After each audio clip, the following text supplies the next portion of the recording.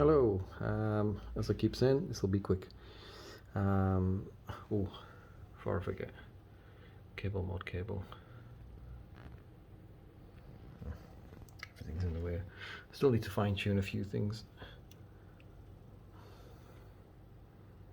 But yeah, makes a hell of a difference having one cable rather than that silly thing.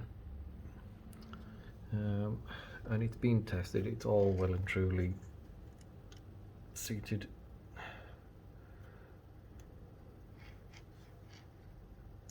Just need to move it over a bit further. But I mean, it's more than straight enough for what it wants to be anyway. Right, Gigabyte.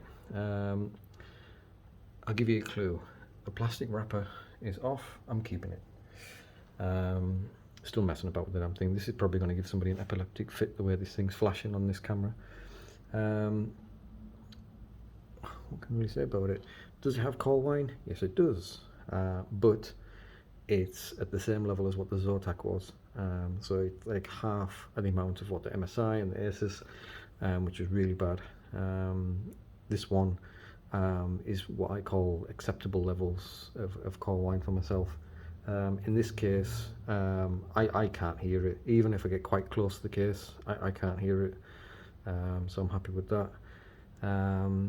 Like I say, the good thing about this one is the fact that if you do want to overclock it and mess about with it, there's more than enough that you can do with this. It's, for some reason, I don't think you can with the master, but this one's actually unlocked. So if you want to start going over the 500 and pushing it even further, you can do. The mem temps, I think, is one of the best out of all the cards, by quite a while, but quite a big margin as well. Cooler, for the actual cooling of the chip itself, it's not as good as the Strix. The Strix is the king at that. So this one does want to do the whole fan stop thing. Now, the Zotac was a problem because its fan motors, not the actual blades, but the fan motors were terrible. With this one, I'm doing my own fan curve, and I actually find it's better to actually leave them on all the time, because one of the downsides is if they're on fan stop where they stop, you get no lighting. They have to be spinning for them to light up. So I've got a fan curve where it's on all the time at 1000 RPM, and then obviously when I game, I've got a temperature sensor which is tucked into the back of the card down here. So when the card gets warm, it knows to ramp up the fans on the whole case, the intake and outtake. But the actual GPU, it's got its own fan curve where it'll obviously go up when it needs to.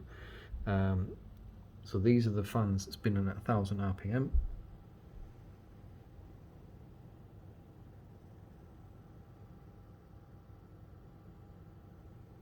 And they make the same sound as what the case fans kind of do, so really good. I have no problem at all leaving that on all the time.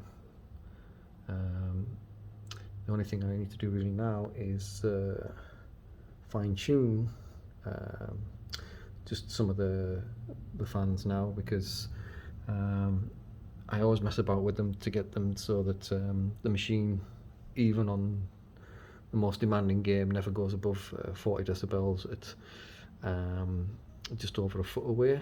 That's usually what my guideline is. So I've got some fine tuning to do over the next few days, and then I'm going to play the hell out with some games after all this. So yeah, like I say, it's not completely perfect with the zero coil whine, but it's in acceptable levels for myself. As to why some people are getting obviously the no coil whine ones, it might not just be the PSU, it might also be the motherboard and the PSU, the combination.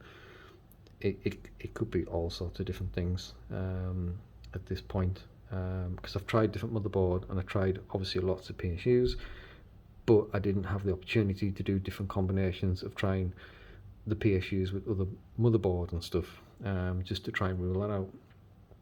It might also be connected with the whole move to AMD, because it was coming from Intel, but everything's been changed over to AMD. I don't know, I'm just grasping at straws there, but to go through 7 cards and for them all to have coil whine at different variations. The Zotac and this one is the better ones for the coil whine. I think it's something a little bit deeper than that. But for anyone who's watched online, Debauer, he had a 4090 Strix, and it was perfect. He could hardly hear no coil whine at all, really. And then he got the 48 version, and he was complaining about that. I did a whole video on that, and he says you should never keep a card with that kind of coil whine. And it was the same coil whine that I had on all my Asus 4090s and all my MSI 4090s. And that guy knows what he's talking about. So if he wasn't happy with keeping it, I'm not. Anyway. So yeah, for now, that's going to be it. I might do another video when I actually get them all fine-tuned, just to show you what this thing can actually do. And then when I actually get some time on my hands, I might overclock it for the hell of it, just to see what it can actually do and see what differences it gets. But that's probably going to be a week or two away, because I just want to actually sit back and relax and actually play some stuff now. Anyway, for those that have been following this madness, thanks for coming along and watching me spend a lot of money and have a lot of fun with NVIDIA. Bye.